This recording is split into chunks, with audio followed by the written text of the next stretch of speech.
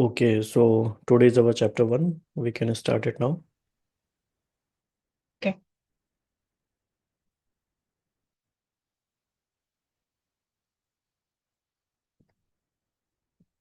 You will read it? आपकी Okay. continue. The myth of the time crunch. Like many busy people, I live by my to-do list. Sometimes it's scratched on my church bulletin. The silent confession part of the service includes an apology for not paying attention. Sometimes it's scrawled in my must not lose black notebook that alas I once accidentally lost at Lax.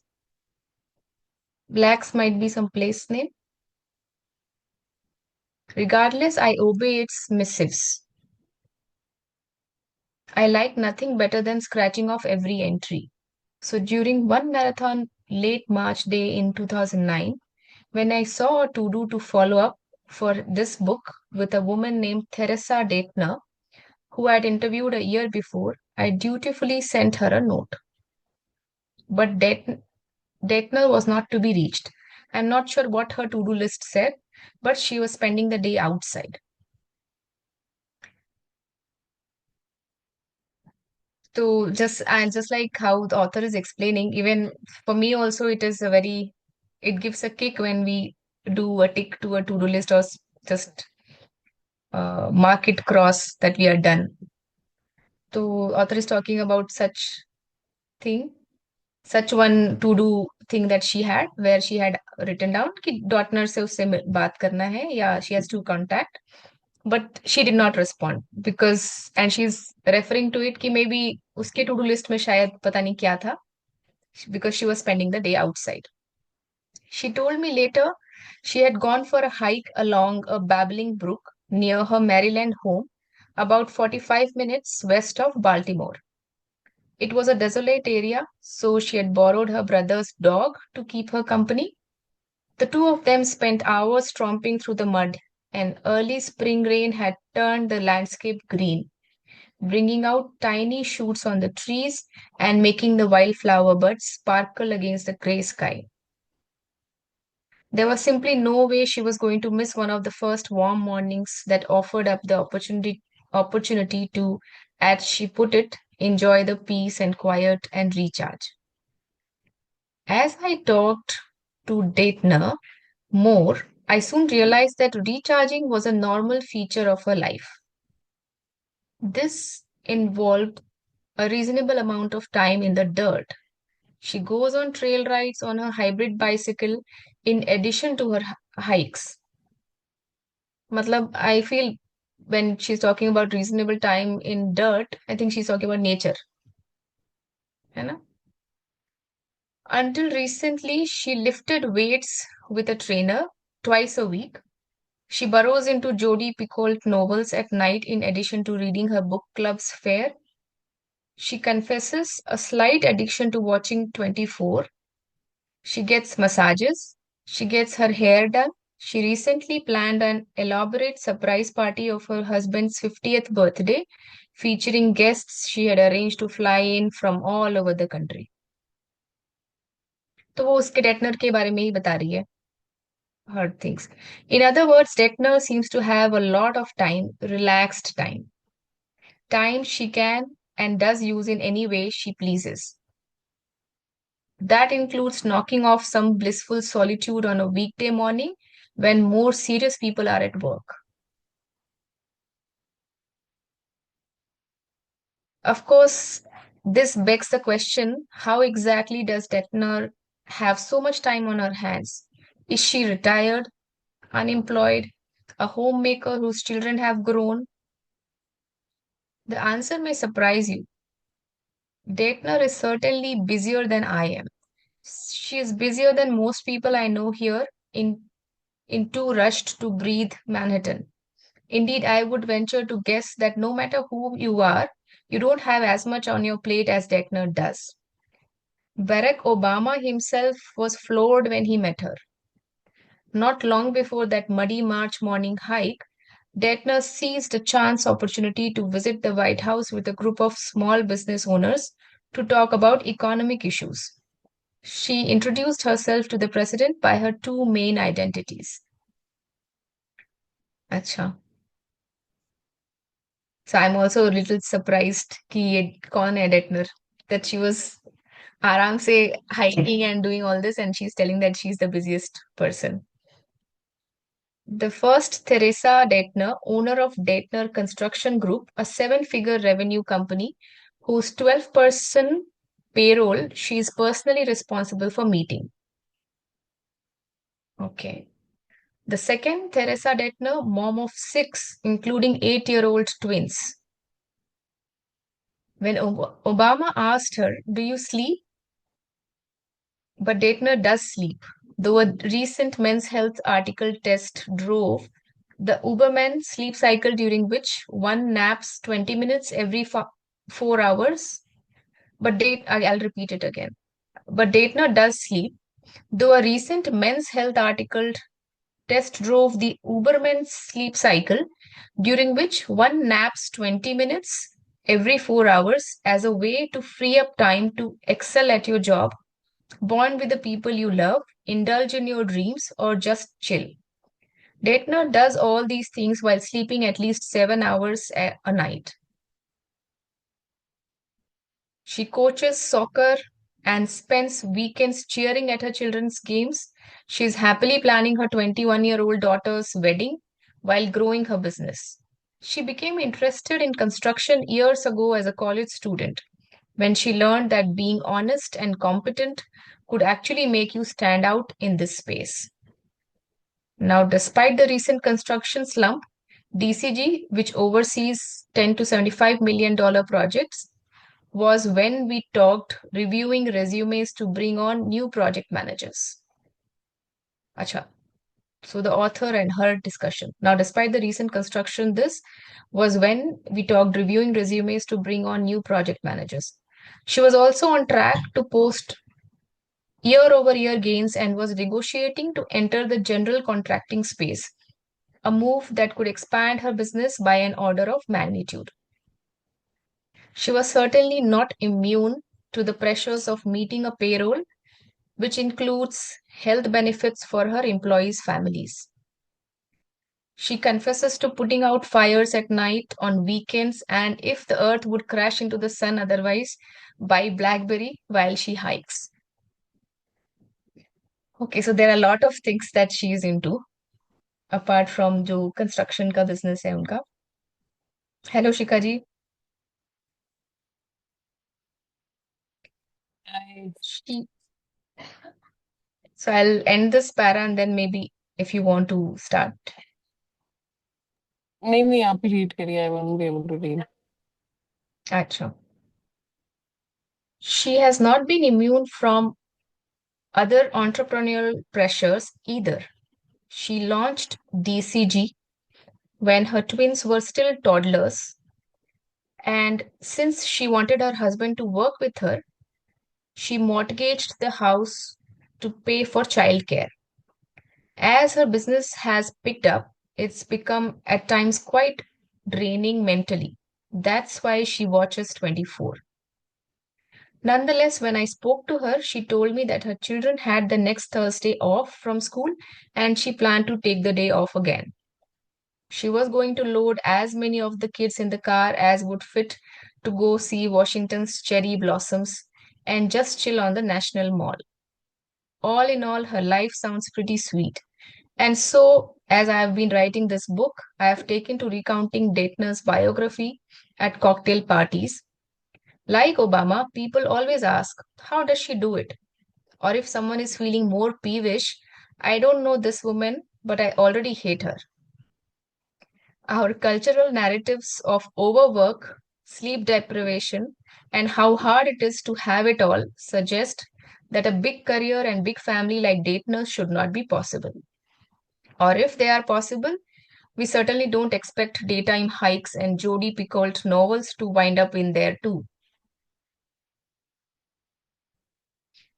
I won't claim it's easy, but as Daytner told me about her scheme to screen her email, which takes too much damn time, and shift some of her employees' responsibility to keep her workday at roughly 8:30 to 5, it soon became clear that she views her hours and minutes differently than most people.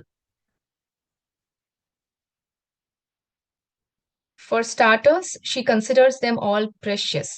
She even takes advantage of the 10 minutes between what her teen school opens, that is 8 o'clock, and her tween's nearby school opens 8:10, to read Hardy Boys books to her sons in the car and nurture her relationship with them. Wow, जैसा कि अभी हम recently कुछ कहीं पे सुन रहे थे कि 1 मिनट जल्दी किसकी मीटिंग थी, शायद आप ही बता रहे थे राहुल भाई, कि there was a meeting and that person arrived 1 minute early. Sachin भाई बता रहे थे विश्वेश्वरैया के बारे में. हाँ, maybe, yes yes yes, हाँ, हम्म. करेक्ट. नहीं नहीं नहीं नहीं, ललित भाई.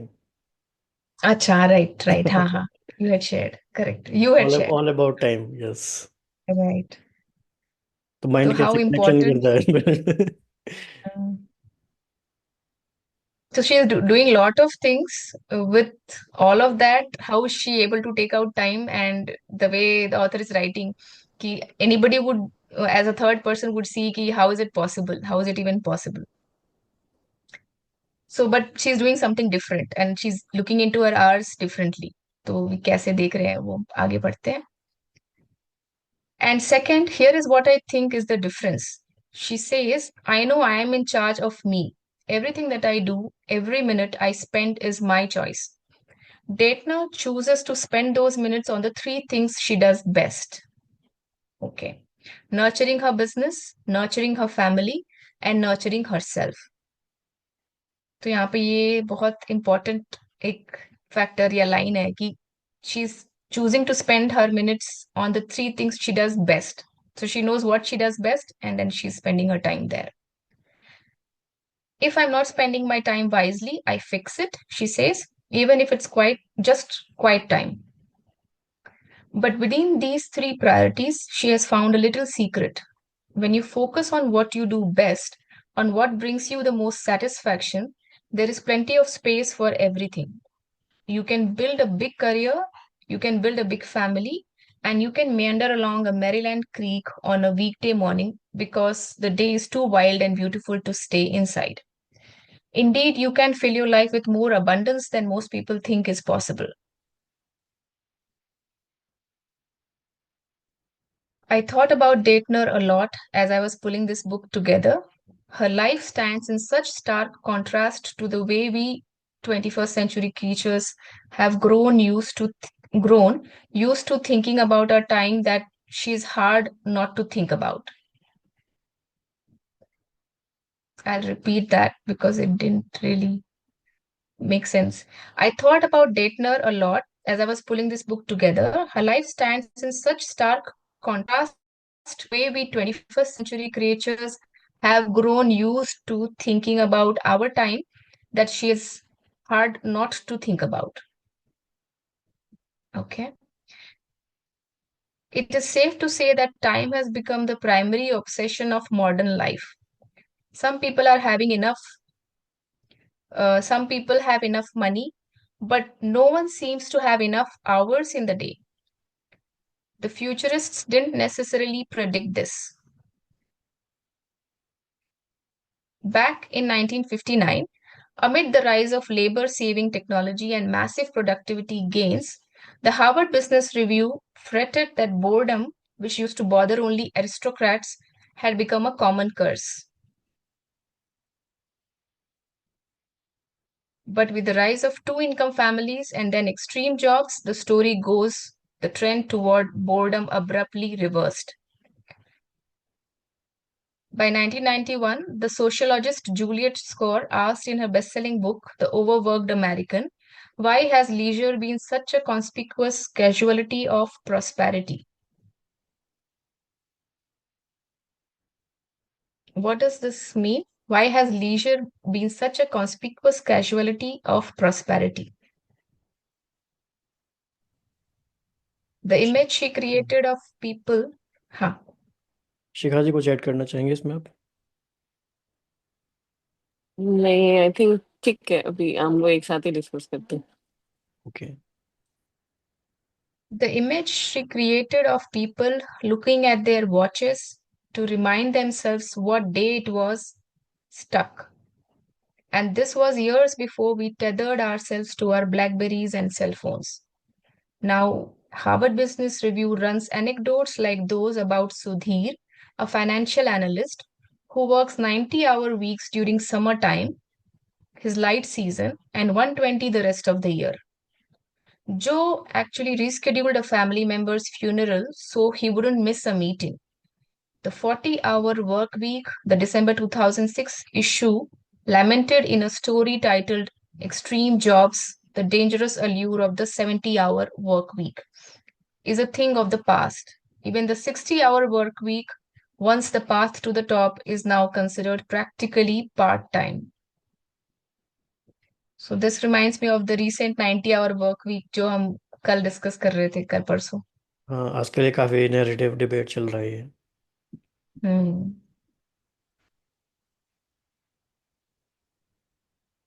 2 decades into this narrative of the time crunch, most of us have fully accepted this worldview. And so the parade of statistics supporting this argument marches on.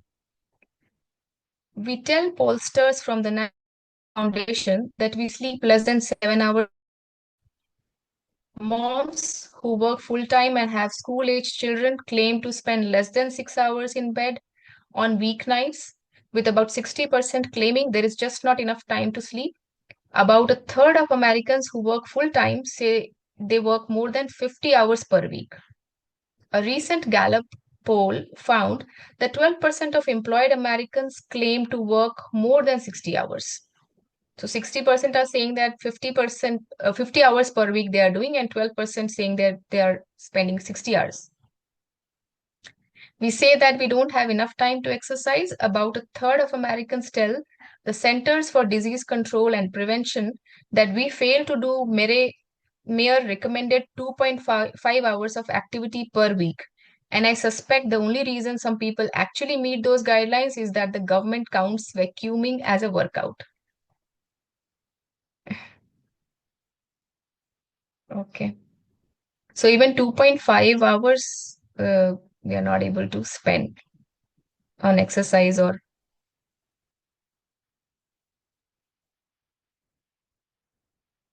being busy has become anything that we want to discuss. Anyone wants to add? तो इसमें basically शायद एक narrative की बात हो रही है कि कैसे ये आजकल कहना शुरू हो गया है कि हम बिजी हैं, या इवन हम बोर बोर होना ना होना, ये सारे जो कॉन्सेप्ट हैं। तो एक तरह से वो Hmm. टाइमलाइन हमारे माइंड में सेट कर रहे हैं कि चीज़ें कैसे इवॉल्व हो रही हैं over a period of time. तो कॉन्टेक्स्ट सेटिंग अभी ज़्यादा है शुरू के चैप्टर्स में। अभी Hmm. कुछ ऐसी किसी को टूल्स एंड टेक्निक्स नहीं मिल रहे हैं, लेकिन एक एक बिग पिक्चर क्लियर हो रहा है कि क्या चल रहा है। और ऐसे भी एग्जांपल हमारे सामने हैं कि कितना बड़ा बड़ा काम करते हुए भी ये पॉसिबल है कि हम रिलैक्स रहें, वहाँ हमारे पास लेज़र टाइम हो। तो काफ़ी टेम्पटिंग भी लग रहा है कि कैसे होगा। Hmm. Yes. Being busy has become the explanation of choice for all sorts of things.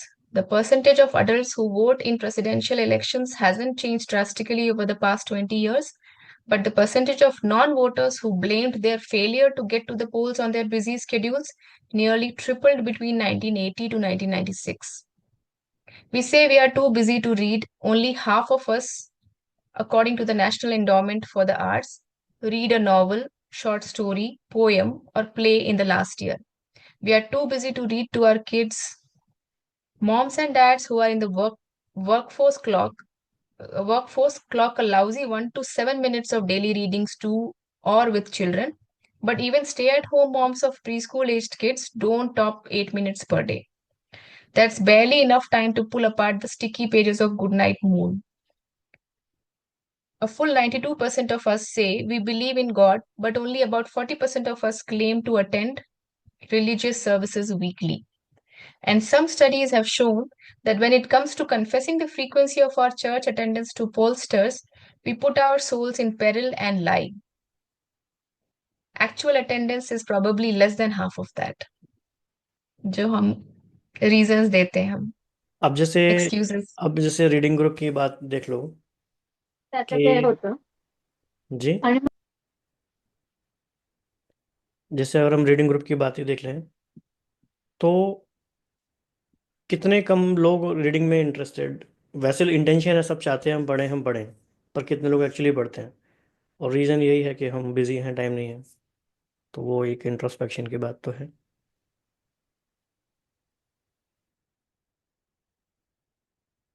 और किसी को पढ़ना है? या I can read now. Time है क्या? 1 बज गया है, अभी करेंगे हम। कर सकते हैं अभी 5-10 मिनट्स और। ओके, मेरी आवाज ठीक आ रही है? परफेक्ट। हाँ. Okay. The narrative of business has so seized the culture that a group called the Simplicity Forum launched Take Back Your Time Day in 2003, publishing a companion handbook on fighting overwork and time poverty in America. The handbook featured essays from Shore and others with more alarming stories and statistics. Dual income couples, one author noted, could find only 12 minutes a day to talk to each other. Some 80% of children weren't getting enough sleep. Reported 20 to 40% of pets, primarily dogs, suffered from separation anxiety due to their absent, overworked owners. Medieval peasants, the cartoon illustrations screamed, worked less than we do. Of course, medieval peasants also experienced a 25% plus child mortality rate, which strikes now me as stressful. So the idea that they somehow led more relaxed lives is odd. Indeed, much of the time, poverty narrative takes on a rather absurdist tone if you think about it. For instance, the January बोलते 2007 वैसे तुला आवडते है. Sorry sorry. For instance, the January 2007 issue of Real Simple magazine posed a question to its time-starved readers. If you had an extra 15 minutes in your day, how would you use it? In wistful prose, the respondents daydreamed about all the leisurely, soul-restoring pursuits they would indulge in if only their clocks would slow down for a while. Jennifer Thigpen of Orlando, Florida wrote, I would play fetch with my dogs who bring joy to my crazy, hectic life. Julie Lane Gay of Vancouver pledged to write thank you letters, not perfunctory notes, but real letters that thank people for things they have done that have made a difference. Someday I hope to do it. Sarah Namias wanted to relearn how to play my flute. It's something I enjoyed immensely when I was younger, but lost touch with as I got busy with children and family obligations. Andrea Wood of St. Augustine, Florida, lamented, I feel as if there is never enough time in the day to prepare the foods that are good and good for me. So I would spend some time chopping, prepping, and cooking large, healthy meals ahead of time. Others wanted to soak in the tub, read, relax on the couch, or as one woman wrote, try the hammock. She had assembled but had yet to touch. Katie Noah of Abilene, Texas mused, 15 minutes of uninterrupted writing time would be a priceless gift. Though presumably she did find 15 minutes to read real simple and write a letter about her elusive dream. Regardless, this message permeates the culture. An Amazon ad in my inbox highlights exercise DVDs that why to offer the shortest workout. For example, the 12-second sequence, get fit in 20 minutes, twice a week. If we are scrambling over 20 minutes to exercise, no wonder achieving big things like building a career while nurturing children leading a non-profit organization, and training for a marathon seems downright impossible. Or perhaps they are possible, but only if you find a career you can do part-time or downshift for a bit, which is the theme adopted by many work-life balance speakers and authors. Then there is Teresa Datner. With her six kids and her seven-figure business, while the rest of us lament our inability to find 15 minutes to read, she is in a book club. While we dream of 15 minutes to try out the hammock, she is out for a hike. And here is the crazy thing. She and the people who claim they are too busy to vote or have only 12 minutes to talk with their spouses all have the exact same amount of time. All of us. We all have 24 hours in a days and 7 days in a week. If you do the math, that comes to 168 hours each week to create the lives we want. We all have the same 168 hours repeated until the span of our lives is through. And so, when we meet people like Datner, we wonder why are they able to fill their time with so many meaningful things while others are dreaming of 15 minutes to take a bubble bath? That is the central question of this book. 168 Hours is the story of how some people manage to be fully engaged in their professional and personal lives. It is the story of how people take their careers to the next level while still nurturing their communities, families, and souls. As a journalist who writes frequently about career issues and social trends, I have either interviewed and studied many such high achievers, men and women, over the years for this and other projects. You know, the kinds, say, the mom of five and marathoner who happens to have governed the state of Alaska for a stint in her spare time, a man managing a nine-figure private equity fund who makes time to read the adventures of Huckleberry Finn with his preteens, an entrepreneur working startup hours who tends a farm to nurture her connection to the earth, a father who finds time to train for a marathon by leaving his son bike along as he runs, a rising young biologist who earns her PhD while caring for one toddler and then interviews for and lands a tenured track professorship while 8 months pregnant with her second child. When I hear these stories, I am often tempted to ask, like Obama, when do you sleep? But I have learned that, like Datner, many of these people do, and not in 20 minute spurts every 4 hours either. The point of these stories is not to make anyone feel bad or lazy. Rather, I view these stories as liberating, particularly as a youngish person trying to build my career and family as well as nurture my personal passions for running, singing, and other things. In a world that continually laments how hard it is to do it all, once you tackle the question of how some people do so much head on, you can start to ask others what time poverty narrative doesn't allow. For instance, what if you do not have to choose between pushing your career to the next level and building forts in the backyard with your kids because there is plenty of time for both? What if you can have great health because you are sleeping enough and exercising enough to be in the best shape of your life and volunteer more often than 90% of the population? What if you can have enough time to get reacquainted with your partner, both as lovers and friends, not just as co-parents hashing out the administrative details of your household? And what if you can do all of this and play the flute, or write in your journal, or whatever else you secretly desire, without fantasizing about an extra 15 minutes per day? The hard but hopeful truth is that you can. Yes, you have a lot on in your life.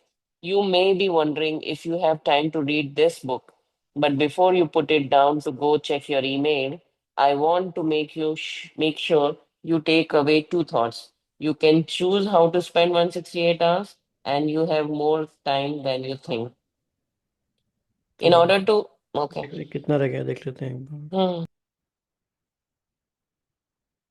Okay, तो आज तो खैर नहीं हो पाएगा। I think यहाँ पे हम पॉज ले सकते हैं। और ये काफ़ी अच्छा यहाँ पे है ये, कि हमारे पास टाइम उससे बहुत ज़्यादा है जितना हम सोचते हैं। तो रिफ्लेक्शन कर लेते हैं थोड़ा, 3-4 मिनट्स के क्या लगा अभी तक हमें।